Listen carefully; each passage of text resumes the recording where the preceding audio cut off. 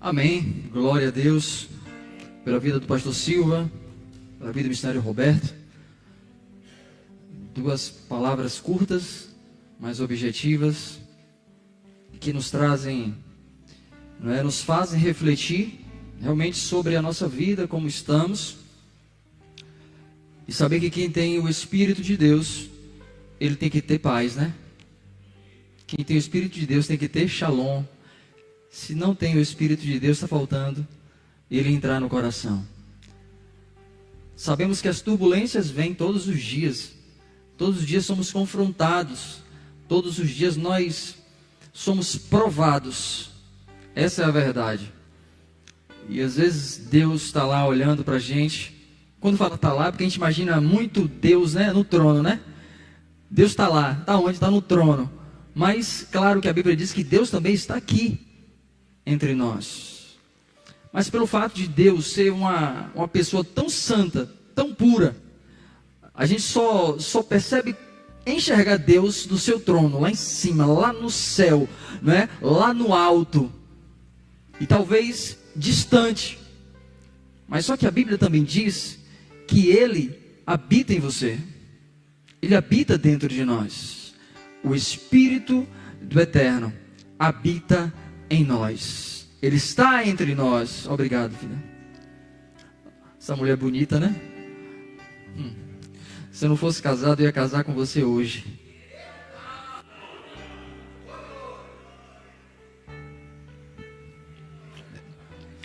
Esses dias eu falei com ela assim. Eu estava vindo ali na Noite Cerqueira.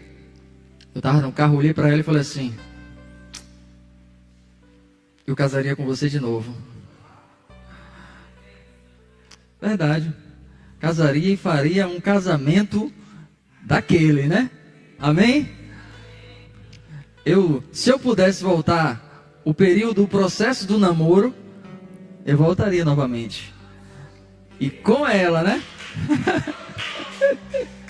Só que de uma forma diferente. Eu ia procurar aproveitar toda a sua juventude. Tudo que eu não pude fazer, assim, que eu falo da valorização, do cuidado, de aproveitar, de conversar, de viajar, de ouvir, de tudo, né? Porque o tempo vai passando e a gente sempre acha que amanhã vem de novo. Sempre nós pensamos assim: não vou fazer isso hoje não, mas amanhã eu faço. E aí vamos postergando o que é prioridade na vida da gente. Isso serve para mim e serve para cada um de vocês. Não podemos deixar de valorizar o presente, o momento que você tem hoje, agora. Ame agora, perdoe agora, valorize as pessoas agora, esteja perto delas agora, faça o bem agora, não deixe para depois. Porque eu estou ocupado com isso, porque eu estou ocupado com aquilo. Ei, é hoje. É hoje. Não pense no amanhã, pense no hoje. Você tem hoje. Então valorize o hoje. E por causa desse pensamento, ou desses pensamentos do amanhã, do futuro, é que muitas pessoas perderam alguém e não tiveram a oportunidade de falar: como você é tão importante para mim, como eu amo tanto você, ou até mesmo eu quero te perdoar, eu quero te pedir perdão. O hoje é nosso e temos que aproveitar. Amém? Aproveite hoje, tá? Fale para sua mulher aí do lado, para o seu namorado, para sua namorada. Fale para a pessoa que você ama. Fale para quem está do seu lado aí, seu pai, sua mãe, seu irmão, seja quem for. Fala assim: olha, eu te amo. Você é importante para mim. Você é importante na comunidade Kadosh. Você é importante na minha família. Você é importante entre nós. Temos que aprender a valorizar todos os detalhes, todos os momentos que Deus tem nos dado debaixo do céu. Esses dias eu ouvi alguém falar assim: foi alguém da minha família. Falou assim: olha, Vamos fazer uma homenagem para tal pessoa, porque depois que morre, vem as homenagens, e a pessoa está dentro do caixão, não ouve mais, agora todo mundo se torna bom, é uma bênção, era isso e aquilo. Mas nunca teve a coragem de chegar para o seu parente, para o seu ente querido, para o seu amigo, para alguém do seu lado e falar assim: ouça o que eu vou te falar aqui agora. E eu vou falar um negócio aqui para vocês. Sem vocês, comunidade Kadosh, seria mais difícil. Sem cada um de vocês, seria mais difícil. Então a gente tem que aproveitar o momento, a oportunidade. Porque Salomão já dizia: a oportunidade e o tempo ocorre a todas as pessoas. Então não perca tempo não, viu, André? Abrace o Roberto, beije ele. Roberto, da mesma forma, abrace ele. Bruno, não perca tempo, abrace quem está do seu lado, né? Isso, garoto. Então cada um, os maridos, as mulheres, os filhos, os pais, os amigos, você sempre tem alguém que você pode fazer isso. Sempre tem alguém que você pode e precisa falar isso. E tem pessoas que estão só querendo ouvir isso, né, irmã Isa? Quanto você é importante para mim, quanto você é importante para Deus. Tem muitas pessoas que precisam somente de uma palavra dessa para poder ele se levantar. Às vezes a gente olha para alguém e fala: essa pessoa olha para ele, está com cara de querer dinheiro, mas não é dinheiro que ela quer. Ela só quer falar assim, ó, que você fale para ela assim, ó: você sabia que você é importante? Você sabia que você nasceu para vencer? Você sabia que você nasceu para ser um vencedor? Você sabia que você tem um potencial muito grande? Nunca esqueça do que Deus tem para você. Tem gente que só precisa ouvir isso e mais nada. Mas precisamos fazer isso no presente. O futuro, amanhã, se a gente tiver amanhã, vai ser hoje como está aqui, não é isso? O futuro vai se tornar hoje quando a gente chegar lá. Mas hoje é hoje. E a gente tem que aproveitar este momento para fazer o que temos que fazer. E a palavra que Deus me deu para ministrar, o tema fala assim: o caminho não sai da rota. Eu falei: mas Senhor, mas é esse tema mesmo que o Senhor quer que eu fale? O caminho não sai da rota. Aí dentro do texto que Deus me deu, que eu quero que você abra aí a sua Bíblia no Evangelho de Marcos, por favor. Eu falei: Senhor, eu quero entender esse negócio. E veio naquele negócio na mente, Marcos, né? Marcos capítulo 10, apenas o verso 49. Marcos 10, 49. Eu falei: Senhor, que negócio é esse? Eu pensei em mudar o tema algumas vezes. Eu falei: Senhor, então agora de noite, eu falei: Deus, vou falar sobre isso mesmo. Mas aquele que começou a boa obra há de completar. Amém? Glória a Deus. Exaltado é o nome do Senhor. Todos acharam? Hoje é noite de vitória para você, é noite de vitória para nossas vidas. Diz assim: Jesus parou e disse: chamem-no. E chamaram o cego. Ânimo, levante-se, ele o está chamando. Eu quero repetir: Jesus parou e, me ajude, chamem-no. E ele falou o quê? Ânimo, tenha bom ânimo, levante-se, ele está chamando. Ele quem? Jesus. Então feche teus olhos agora. Deus, em tua presença aqui estamos, Senhor. O texto está aqui e eu quero pedir a tua bênção dentro dessa palavra para cada um de nós. Nos abençoa, Espírito Santo. Fala aos nossos corações. Precisamos ser alimentados nessa hora. E que venha a rema para o teu povo. Que venha a rema para nós. Precisamos, Senhor, ser cheios. Precisamos ser alimentados. Precisamos, Pai, aprender. Precisamos, Pai, de um conteúdo e de um alimento bom, o qual o Senhor nos encha, nos fortaleça, nos prepare, nos condicione, abra o nosso entendimento, mude a nossa vida, nos dê direção, Senhor, em nome de Jesus, eu te agradeço. Obrigado, Senhor. Amém.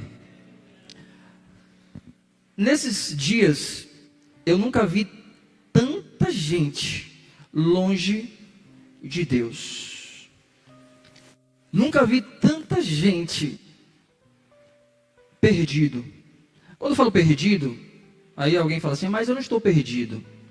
Mas a Bíblia diz que quem não está no caminho, está fora do caminho, ele está perdido. No texto a seguir, nessa história de Bartimeu, vamos ver que Bartimeu, quando Jesus passa, ele não estava ele estava à beira do caminho. Então ele estava perdido. Quem não está na presença de Deus, está perdido. Então muitas pessoas, até mesmo pelo fato de estarem dentro dos templos, muitos templistas, mas estão perdidos. Estão à beira do templo. Estão dentro das igrejas, congregando, mas estão perdidos. Estão longe de Deus. Sexta-feira me veio no coração, né? E eu falei assim, que precisamos pregar uma mensagem de salvação para os crentes. Eu falei, comentei isso. Falei, nós precisamos pregar uma mensagem de salvação para os crentes. Porque o que é que tem de crente desviado dentro das igrejas são muitos. Tem muito crente dentro da igreja desviado, afastado, como o filho pródigo. Só que o problema é pior do que o filho pródigo. Porque o filho pródigo desistiu logo e falou, meu pai, eu quero sair. E saiu da casa do pai, foi embora. Mas hoje, os pródigos se encontram dentro da casa, achando que estão com o pai, mas não estão. E é mais difícil de identificar que ele é pródigo. Isso é um problema muito sério. E ficou no meu coração isso. Mas no livro de Juízes, no capítulo 6, a gente pode ver, a gente vai entender um pouco na história, que os hebreus, eles se afastaram da presença de Deus, eles se envolveram na idolatria, eles se envolveram com ídolos, eles se infiltraram, eles foram servir a outros deuses, com povos pagãos, culturas, esse envolvimento, né? Que eles vão chegando e achando que é algo normal, que é algo natural, e isso não tem problema, isso pode, isso aqui é bobagem, e vai chegando aos poucos, e aos poucos, e aos poucos, e depois está lá dentro da bagaceira, né? O povo de Israel, eles se desvincularam de Deus. Ninguém sai da presença de Deus de uma forma brusca. As pessoas sempre vão de uma forma muito sutil, porque as oportunidades, os olhos são atraídos, e aos poucos vai cedendo, o coração vai se abrindo, e ele vai se acostumando com aquilo. Isso aqui é bobagem, não, esse copinho aqui, só tem um dedinho, uma cervejinha agora, o calor desse verão, Aí é uma cervejinha, aí a roda dos escarnecedores, aí alguém que está ali começa a influenciar, a induzir ele a alguma coisa. Que bobagem, isso aqui não. Ouve essa música, ouve isso, faz isso, tal, bora em tal lugar, vai para tal festa, vai para tal meio. E a pessoa, quando ela pensa, ela já está envolvidíssima. Quando ela olha, ela fala, meu Deus, eu estou aqui aonde? Aí Deus fala, você está fora do caminho. Você está à beira do caminho. E agora, Jesus, o que eu faço? Volta. Se ele tiver realmente a percepção que ele precisa voltar. Então a gente observa aqui no livro de Juízes, capítulo 6, que o povo se afasta da presença de Deus. Eles se inflamaram na idolatria, começaram a adorar Baal. Eles deixaram o caminho da salvação e da liberdade e foram oprimidos também pelos midianitas e por mais alguns povos, ficando cada dia mais pobres, porque saíram da presença de Deus, saíram como lá, né? Belém, né? A casa do pão, que Noemi sai, com o marido dela, né? Sai de lá e vai para Moabe, deixa a casa do pão e vai para um lugar tentar arriscar a sua sorte. E Deus fala, aí começam os problemas lá. Você já sabe a história de Ruth, de Noemi. E o povo aqui, quanto mais estavam longe da presença de Deus, mais os midianitas oprimia, roubava, saqueava o trigo, a colheita, tomava, oprimia aquele povo. E Israel só decaindo, perdendo o seu direito e os seus bens. Quando nós saímos da graça, da presença de Deus, nós empobrecemos. Mas não é só a pobreza financeira, é a pobreza espiritual. É uma série de coisas que a gente perde. De princípio, é um pacote que vai junto quando a gente sai da presença de Deus. E o povo de Israel estava assim, a cada dia ficando mais pobre, oprimido, desesperado. Mas houve um homem que não foi induzido pelas práticas e atitudes da maioria. Preste atenção aqui. Sempre no meio de uma multidão, ou de um povo, ou de uma família, sempre vai ter alguém que não vai com os outros. Sempre vai ter alguém que resiste e fala assim, você vai, eu não vou. Ah, rapaz, você é besta, você é religioso, você é isso, querentão, querentarrão. Eu não vou. Vá você. Sempre tem alguém que vai querer resistir, ou que vai manter a sua postura, a sua posição na presença de Deus. Gideão estava, não é, no meio de todo esse contexto da história. Os midianitas, eles oprimindo o povo de Israel, os midianitas roubando a colheita, deixando eles sem nada. E o interessante é que, enquanto a maioria dos hebreus não tinham o que comer, não tinha trigo, não tinha colheita, ele tinha trigo para malhar. Gideão tinha trigo para malhar. Ele descobriu o segredo de manter guardado, né, seguro, aquilo que era seu por direito.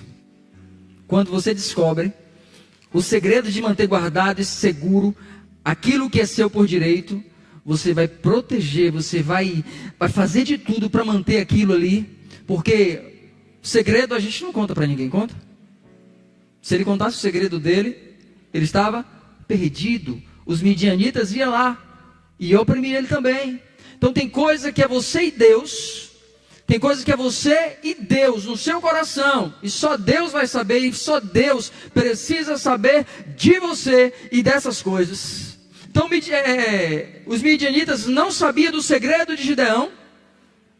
Eu vou falar sobre Bartimeu. Eu estou iniciando com Gideão, e eu falei, Senhor, essa introdução aqui, e Deus falou, vai falando, estou falando o que Deus está mandando, tá? Porque a gente vai entrar em Bartimeu ainda, mas Deus mandou falar sobre isso aqui. Eu quero introduzir, abrindo essa mensagem, com esse homem chamado Gideão. E eu sei que vai abençoar a tua vida, eu sei que vai falar o teu coração nessa noite. Então, ele sabia, né? Ele tinha um segredo, e ele sabia o que ele tinha por direito, que era a possessão da terra, e era a plantação, o fruto do seu trabalho. Quando o homem está na presença de Deus, aquilo que ele faz prospera. E lá o que está escrito em Malaquias, que aquele que permanece na fidelidade, o Senhor protege, livra do migrador, do cortador e do destruidor. É o Senhor quem protege. Gideão estava protegido, não pelos hebreus, não pelo exército de Israel, mas ele estava protegido por Deus. Ainda que a maioria não esteja pensando como você pensa, Deus, Ele sabe o que você está pensando, e Ele fala assim, ó, vai nessa tua força. E Deus manda dizer para você nessa noite, vá nessa tua força, aleluia. Gideão teve o cuidado de malhar um trigo em um lugar que jamais os inimigos iriam. Ele estava malhando o trigo no lugar que os seus inimigos jamais iriam descobrir, iriam imaginar que ele malharia o trigo ali. Ninguém ia encontrar ele ali. Presta atenção aqui. A Bíblia diz que Satanás vive ao nosso derredor. Ele vive bramando como leão, buscando a quem possa tragar. Ele vive o tempo inteiro buscando a quem possa destruir. Mas quem está no lugar secreto, o inimigo não pode achar. Gideão estava em um lugar que ninguém sabia. Ele estava ali sozinho, trabalhando sozinho. Enquanto o povo estava lá, perdendo tudo, Gideão estava com a sua colheita completa, trabalhando, malhando e glorificando o nome do Senhor. Ainda que ele se achasse pequeno em relação às famílias das outras tribos e as outras famílias, mas ele estava ali fazendo o trabalho dele. Ele não estava parado. Enquanto o inimigo estava agindo lá em derredor, ele estava lá no seu lugar secreto. E eu posso te dizer que no lugar secreto que você tem com Deus, Ele vai guardar a sua vida, Ele vai guardar os seus projetos, Ele vai guardar os teus sonhos, Ele vai te guardar de todo ataque do adversário, porque Ele é o Senhor. Apenas devemos confiar no Senhor e fazer o nosso trabalho. Ele poderia ficar intimidado com o inimigo, com os assaltantes, com os midianitas, e se prender dentro da sua casa, se isolar. Mas não, ele falou assim: eu preciso do lugar secreto. E tem momentos que a gente precisa entrar no lugar secreto e falar: Senhor, é apenas eu e o Senhor aqui agora. É eu e o Senhor aqui agora e mais ninguém. E quando entramos no lugar secreto, Neto, o que acontece? Deus, Ele se apresenta a nós. Fala assim: filho, filha, eu estou te vendo. Eu estou vendo a tua angústia. Eu estou vendo o teu sofrimento. Eu estou ouvindo você falar que você é pequeno, que você não é ninguém. Como é que isso vai acontecer? Como é que isso pode acontecer? Ele fala assim: eu estou com você. Sou eu quem te guardo. Sou eu quem faço. Não espere pela multidão. É eu e você aqui. Eu estou te vendo. Eu estou vendo o seu trabalho. Eu estou vendo a sua ação. Eu estou vendo a sua confiança em mim. Apenas continua malhando o teu trigo. Continue no lugar secreto. Oração é orar, pedir, clamar e agir. Oração, pedir agindo. Não pedir de braço cruzado e falar assim: vai cair do céu. Nada disso. Ele estava lá trabalhando, estava malhando. Senhor, estou malhando meu trigo, vou fazer minha farinha, fazer o meu pão, fazer o meu bolo. Tá aqui, eu vou alimentar a minha casa. Mas estava lá orando: Senhor, eu confio que nenhum desses grãos aqui vai se perder, ou o inimigo vai tocar. Ele estava malhando trigo no lagar. Lagar é lugar de malhar uva, de pisar uva, de fazer vinho, de fazer suco de uva. Aquele suco integral que você gosta de tomar, né? Ele estava lá. No lugar de pisar uvas, ele estava lá malhando trigo. Tem momentos que a gente precisa ter uma estratégia de Deus. Você fala assim: meu Deus, é esse lugar mesmo aqui? Fala: é esse lugar. É esse lugar que você vai orar. Ninguém vai descobrir que você está orando aí. Aí algumas pessoas estão no trabalho e vão para onde? Para o banheiro orar. Fala: no banheiro, vai orar no banheiro. Às vezes aquele lugar é um lugar secreto para ele, porque está numa empresa, está num lugar que ele não tem um outro ambiente para orar, para fazer isso. E fala assim: Senhor, ninguém nunca vai pensar que eu vou orar, fazer uma intercessão aqui dentro do banheiro. Porque o banheiro não é lugar de oração. É lugar de necessidades físicas, fisiológicas. Mas às vezes ele vai se tornar um ambiente secreto de você e Deus. Porque também é um lugar, pode ser um lugar de necessidade espiritual para você. Lagar, lugar de pisar uvas. Mas ele estava malhando trigo. Está lá embaixo, ele desceu. Enquanto muitas pessoas fugiam para as montanhas, os hebreus corriam para outros lugares para fazer isso, ou se esconder dos inimigos. Gideão faz o quê? Desce. O segredo da tua vitória não é subir agora. O segredo da tua vitória primeiro tem que descer para o lagar. Para ali você está guardado, protegido, diante da presença de Deus. E Deus fala assim: eu te protejo aqui. Primeiro temos que descer, porque a honra, a exaltação na vida do homem, quem dá é o Senhor. Quando nós descemos, não sei se você pode glorificar o Senhor, mas eu glorifico a Ele. Aleluia.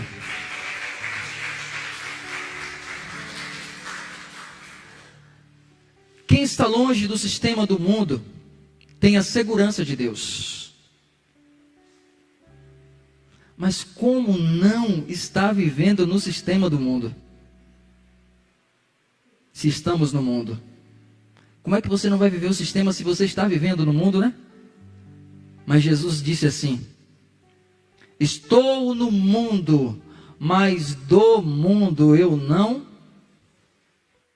Jesus diz para a gente: você pode viver no mundo sem estar vivendo o sistema do mundo.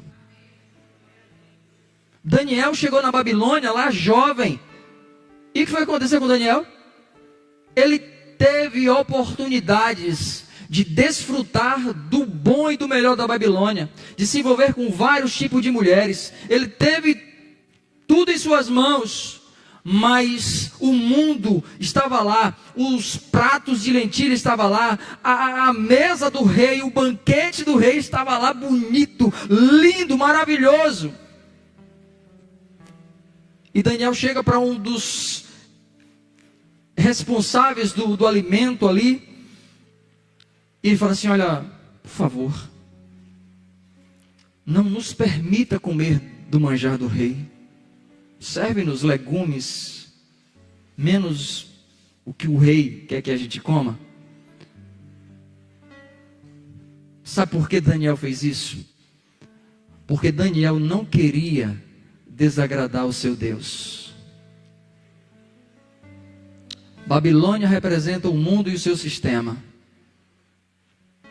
Mas a opção de viver Babilônia, de viver o sistema babilônico, o sistema mundano,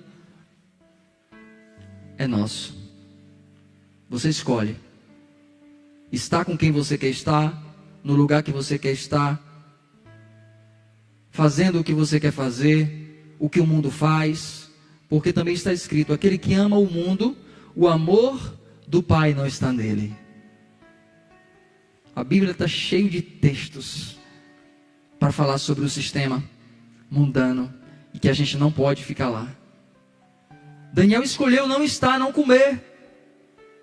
Ele poderia comer, fala: que bobagem, eu saí de lá de Israel mesmo, saí da casa do pai, saí do meio dos hebreus, me tiraram de lá, me roubaram, me trouxeram para cá como escravo, vou ficar servindo agora a Babilônia. Ah, que nada, ninguém vai me ver mesmo. Bota aí. Mas Deus estava vendo ele. Mas o coração de Daniel não se corrompeu ao ver a Babilônia e nem o sistema da Babilônia. E eu vou te falar: o mundo não serve a Deus, o sistema não serve a Deus, mas encanta as pessoas. As pessoas ficam encantadas com o sistema mundano, com o pecado, com os pratos. Isso é verdade. Isso é verdade, porque se o pecado fosse ruim para a carne, ninguém estava pecando. O povo peca porque existe um prazer no pecado, não é? Mas Daniel falou assim: eu prefiro não pecar. Eu prefiro não fazer o que os demais estão fazendo. Eu prefiro não comer desse prato babilônico, para proteger a minha alma. Existem muitos crentes se contaminando com os costumes do mundo, com as mesmas práticas do mundo, fazendo o que lhes é conveniente. E quando é exortado por alguém, sabe o que ele diz? Ah, rapaz, você é muito religioso, você é crente demais. Será que você vive isso mesmo? Eu não estou falando de ímpio que fala isso com o crente que exorta. Eu estou falando de crente que fala com o crente porque o crente o exortou. Larga de bobagem. A palavra de Deus é uma só. É sim, sim e não, não. E o que passa disso é o quê? É de procedência maligna, do diabo mesmo. Quero começar a pregar sobre a história de Bartimeu, como eu falei com você. E creio que essa história hoje vai mudar a sua forma de entender a palavra. Você já ouviu, você já leu essa história, esse texto várias vezes, eu creio. Já pregamos aqui, mas Deus me deu algo aqui para falar hoje para você. E como eu posso falar de Bartimeu, começar a história sem falar de Jesus? Porque foi através de Jesus entrando em Jericó que entra a história de Bartimeu. Então, Jesus entrou em... Não. Jesus entrou em... Eu falei agora, gente. Em Jericó. Tá? Então, Jesus entra em Jericó. Só que eu quero trazer algo aqui que o historiador Flávio José falou assim, olha. Ele nos fornece algumas informações que justificam a referência forte paterna, né, de Bartimeu. Diz que Timeu foi um general que servia a Israel no destacamento de Betel e que, ao aposentar-se, tornou-se um homem bem-sucedido na região. Disse que Timeu, na região, quando o domínio do Império Romano aconteceu, né, seus bens foram confiscados. O soldo da aposentadoria foi cortado, tornou-se um revoltoso, liderou várias sedições, vários grupos de rebeliões que se moviam na direção de desestabilizar o governo romano na região. Presta atenção. Identificado pelo Império Romano, quem foi identificado? Timeu. Ok? Entenderam aí? Timeu foi identificado pelo Império Romano como uma pessoa perigosa aos seus objetivos. Timeu foi perseguido, preso, morto, crucificado por causa das suas sedições, rebeliões, movimentações. Mandaram furar os olhos de Bartimeu, após a morte do seu pai, para evitar que se tornasse um revoltoso ainda mais perigoso do que foi o seu pai. Então vocês entenderam aqui a história inicial, né, de Bartimeu, de Timeu, pai de Bartimeu, que foi um general em Israel, que serviu Israel. Chegou o momento da aposentadoria dele, o momento dele curtir a vida dele. Tinha uma condição boa, mas foram atirados, né, os seus bens, tudo que ele tinha, cortaram o seu salário, a sua aposentadoria. E aí o homem entrou agora em desespero. O homem entrou agora, ficou furioso e começou, né, a perseguir o sistema do governo romano. Começou a querer desestabilizar o governo de todas as formas, criou rebeliões, grupos aqui, grupos ali, criou um movimento, né?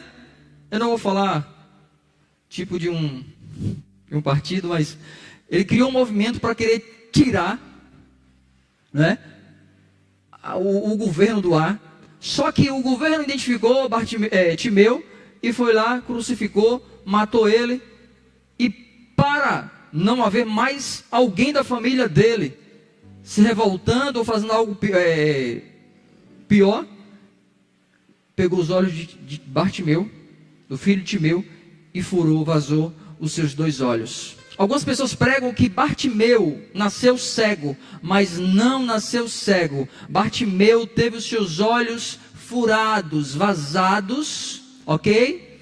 Então por quê? Porque fazendo isso com o filho de Timeu, Bartimeu não se revoltaria contra o sistema, não formaria um grupo maior, mais perigoso, para poder derrubar o governo e aumentar mais o crime, a violência, aquela coisa toda.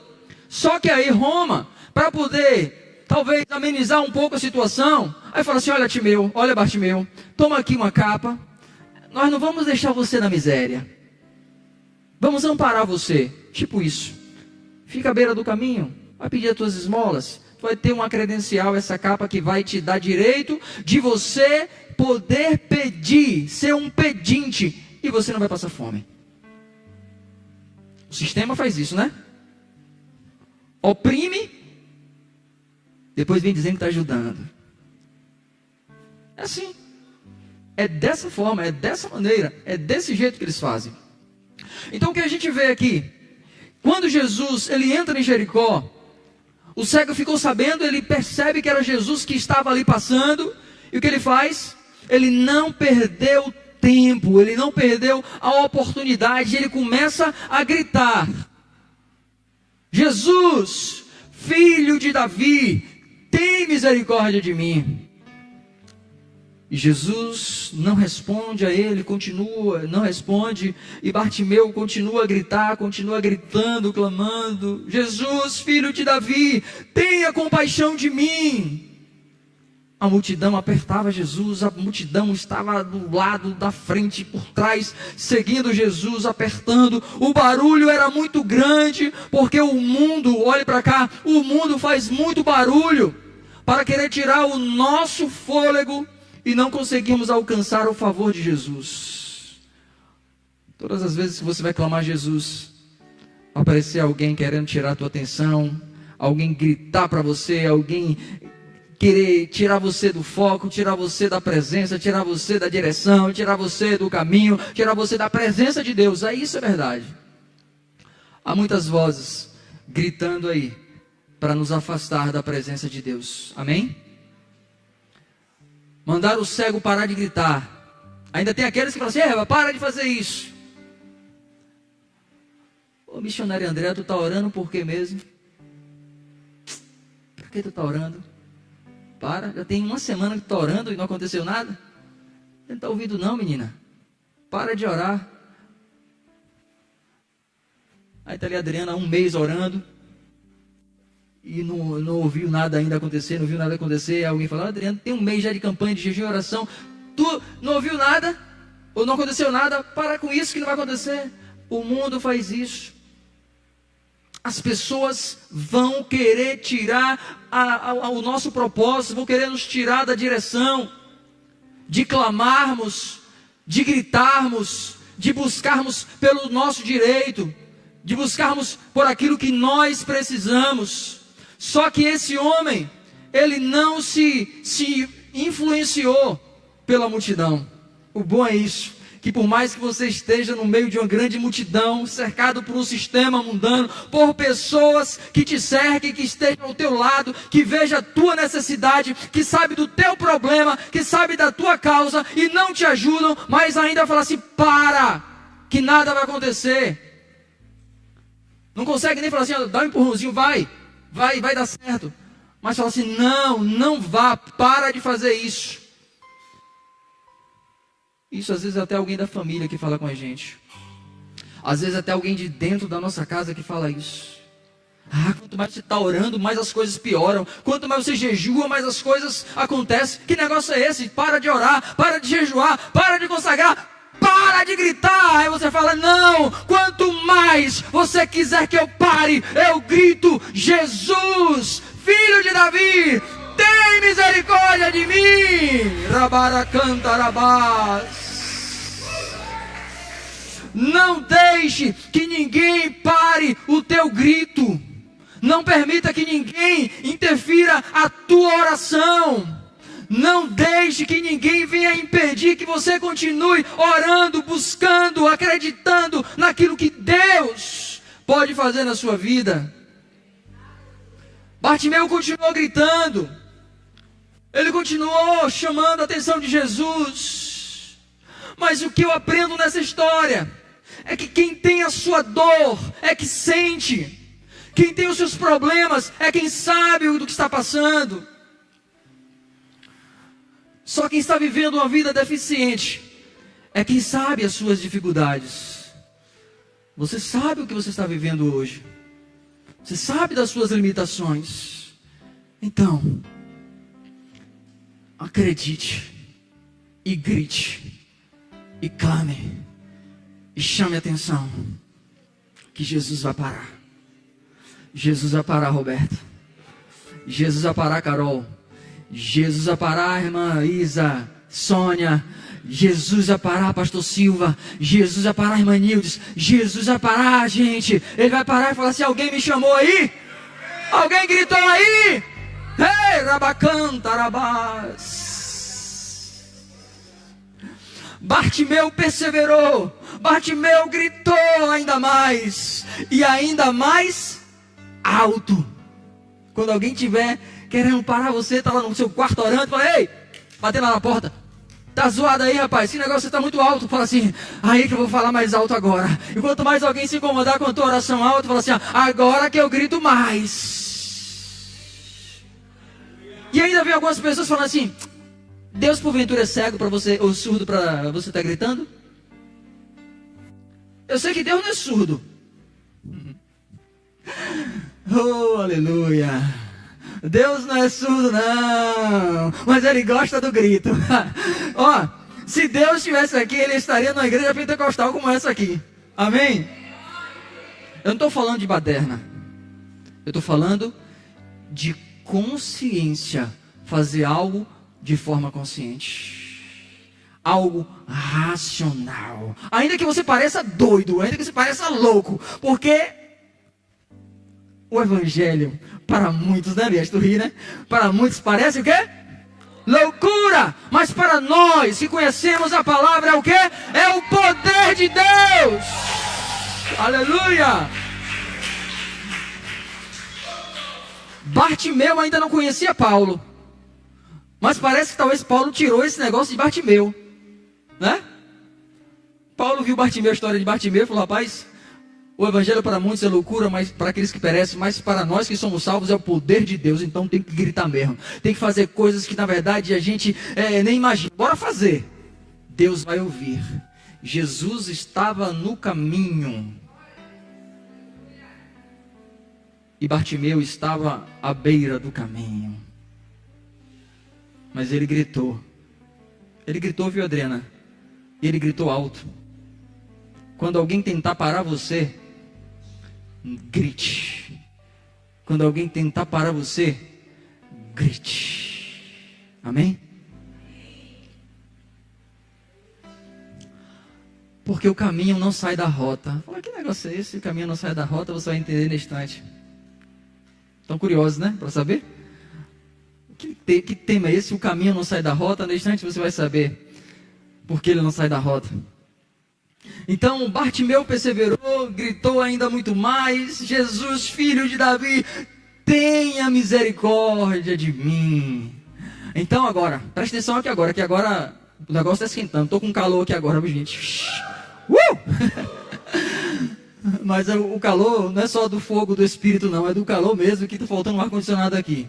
Mas está misturado uma coisa com a outra, tá bom? É o fogo do Espírito de Deus com o fogo mesmo do corpo mesmo aqui do calor, né? Então Jesus ouve o grito de Bartimeu e manda ele embora. Foi assim? Faz o quê? Manda chamá-lo. Então Jesus ouve o grito. Jesus parou no meio do caminho, na caminhada. Quando você ouve, você vai direcionar o seu ouvido ao lugar do som que você está ouvindo, né? Então certamente Jesus estava caminhando para lá. Bora dizer que Jesus estava indo para lá.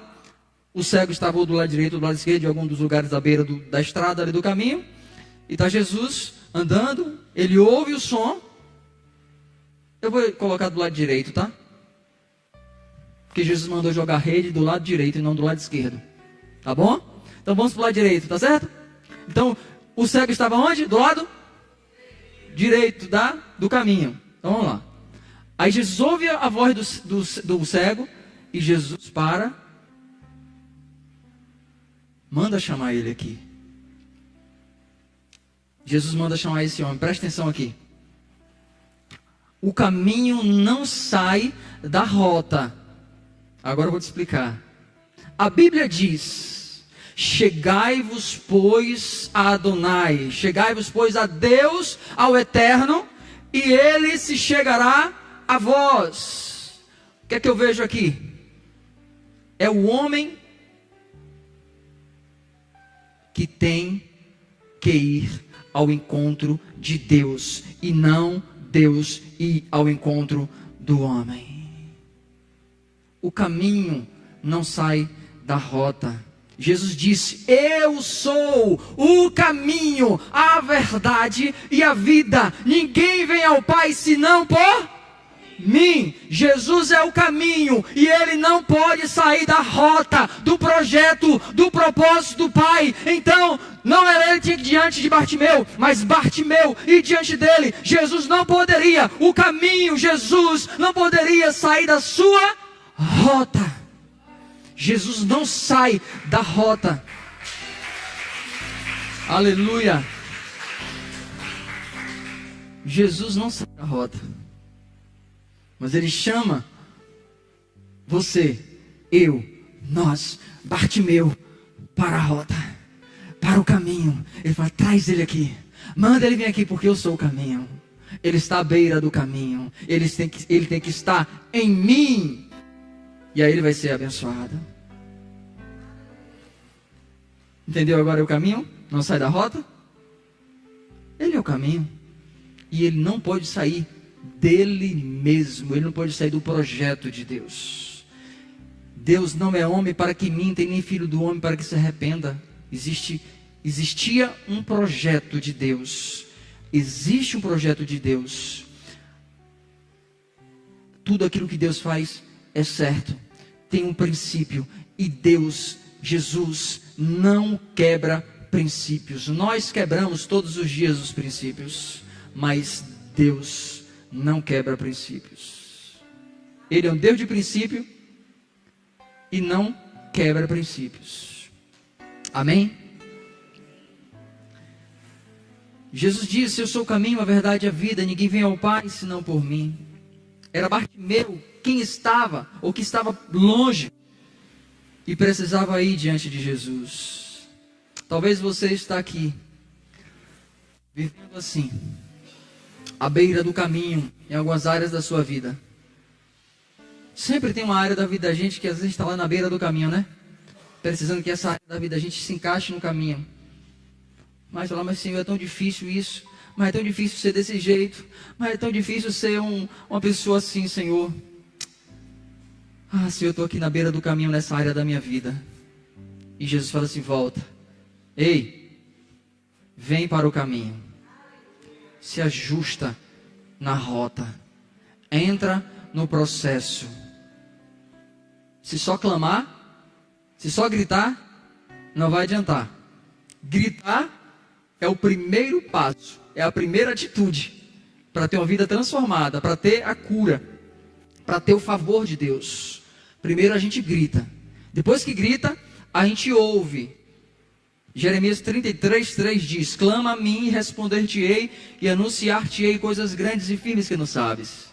Aí ele fala com você, aí ele te responde, aí ele te chama. E agora? Fala daí mesmo, Jesus, que eu te ouço. Tá bom aqui, Senhor.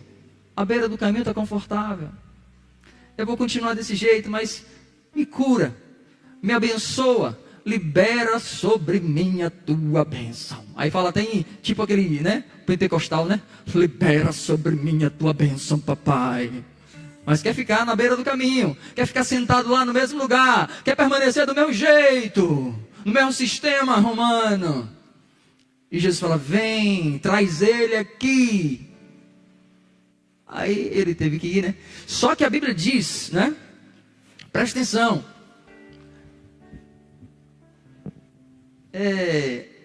Eu falei aqui que eu parei, né? Eu entrei em outra coisa e me empolguei aqui. Então, tem muitas pessoas que estão à beira do caminho e acham que estão no caminho. Quem está à beira do caminho vive uma vida vulnerável e não é de ninguém. Ele não é de ninguém. O problema do pai de Bartimeu lhe deixou marcado. Todos que o olhavam sabiam que a sua cegueira e essa vida que ele estava vivendo foi devido a ações do seu pai, de atitudes do seu pai. E Roma deixou a marca em Bartimeu. Matou o pai e ainda deixou a marca física nele. Eu quero te dizer que o mundo sempre vai querer, de uma maneira ou de outra, deixar uma marca em você. Sempre o mundo vai querer deixar uma marca em nós. Como se fosse um outdoor, para que todos possam ver que o mundo faz com você. A cegueira de Bartimeu foi uma espécie de outdoor, para que todas as pessoas que vissem Bartimeu, a cegueira, o que Roma fez, para que os outros não se levantassem, porque eles teriam seus olhos também, ou seriam mortos. Então, está vendo ali o outdoor ali? Exemplo. O mundo sempre vai deixar uma marca na vida de alguém que está com ele. Mas mesmo diante dessa situação de sofrimentos, e pagar por um erro que não cometeu, a Bíblia não mostra em nenhum momento Bartimeu lamentando, Bartimeu murmurando, Bartimeu falando coisas assim, ou se revoltando com o sistema, criando algum tipo de rebelião ou violência, por estar vivendo desse jeito. Antes, em tudo isso, com tudo isso, Bartimeu aproveitou a única e talvez a última oportunidade que ele tinha para ter a vida restaurada. Não foque na série de problemas que você vive, nas dificuldades que você vive, mas fique ligado ao momento único de oportunidade para você. Focamos muito para os problemas. Acordamos pensando nos problemas, nas coisas que vamos resolver, naquilo que precisa ser feito. Tantas coisas vêm no nosso coração, na nossa mente, e a gente fica realmente sufocado com tantas coisas. E a gente perde a oportunidade de ver Jesus passando, como Bartimeu viu. A Bíblia não relata que Jesus passou novamente por aquele lugar. E por isso, Bartimeu não perdeu tempo, gente. Não perca tempo na sua vida. Eu sei que muitos aqui estão passando por dificuldades, por lutas, problemas, tantas coisas que ninguém quer passar. Mas eu quero te dizer uma coisa hoje. Não deixe que isso sufoque você. Em meio a todas as crises, em meio a tantos problemas, em meio a tantas adversidades, procure ouvir, procure estar atento todos os momentos à voz de Deus em seu coração. Fala: Senhor, a luta é grande, mas eu estou atento à tua voz. Vou fazer o que, Senhor? E pare para ouvir Jesus falando assim: vem para cá, porque eu vou abençoar você, porque eu vou restaurar você. Deus quer restaurar algo na sua vida. Deus quer restaurar algo que você perdeu. Deus quer restaurar algo que você perdeu um dia e você pode ter de volta. Talvez para muita gente, até para mim e para você, se visse uma pessoa com os olhos vazados aqui, falar: não tem jeito para ele. Furar os olhos, ele não nasceu cego. Furaram, vazaram os olhos. Não tem mais globo ocular. E agora? Mas tem jeito até para quem não tem olho, para quem tem olho furado, vazado, para quem perdeu córnea, para quem perdeu visão completa, não importa. Jesus fala assim: olha, Bartimeu, traz ele aqui, porque hoje vai ter uma restauração, não só física, mas eu vou restaurar também a visão espiritual de Bartimeu. Aí você fala: mas pastor, mas a minha visão está boa, eu estou aos 40 anos e eu não preciso de óculos para enxergar. Eu leio sem óculos. Amém. Mas talvez você hoje está precisando de uma visão espiritual, uma visão que vem de Deus, do trono, para a sua vida. Para você conseguir enxergar as coisas de uma forma diferente, de uma plataforma diferente, de um ambiente diferente. É isso que Deus quer fazer. quando Jesus manda chamar, Jesus manda chamar, mas em um salto, em um pulo, ele sai e deixa a sua capa para trás. Eita Jesus! Ele fala assim: ei, ele me chamou, eu chamei, eu gritei. No início ele não ouviu, mas depois ele me ouve. Ele fala assim: manda chamá-lo. Bartimeu dá um pulo quando fala assim: ó, é você, Roberto. Oxi, dá aquele pulo. Tô aqui, né? Acho que se fosse você eu pulava também, viu?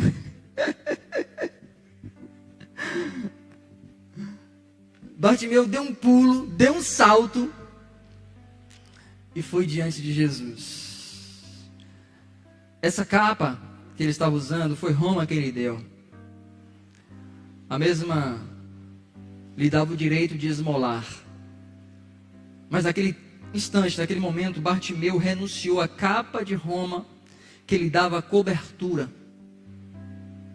Pela cobertura do sangue de Jesus, pela cobertura do Onipotente, nós somos. E Bartimeu trocou a cobertura do sistema romano pela cobertura do sangue de Jesus, que morreria pela vida dele. Você tem a cobertura de quem na sua vida? A cobertura do sangue de Jesus está aí? Você tem a cobertura do sangue de Jesus? O Salmo 91 diz que aquele que habita no esconderijo do Altíssimo, a sombra do Onipotente descansará. Aquele que habita, aquele que está no esconderijo do Altíssimo, tem uma sombra, tem uma proteção, tem uma cobertura do grande eu sou, do Onipotente, do Senhor dos Exércitos, e ali nós descansamos, aleluia. Ele rejeitou todo e qualquer tipo de influência de Roma. E você tem rejeitado realmente a capa do mundo e se chegado diante de Deus de fato e de verdade. Muitos estão à beira do caminho e só querendo que Jesus venha a seu favor. Peço que você fique de pé agora, nós vamos encerrar a mensagem.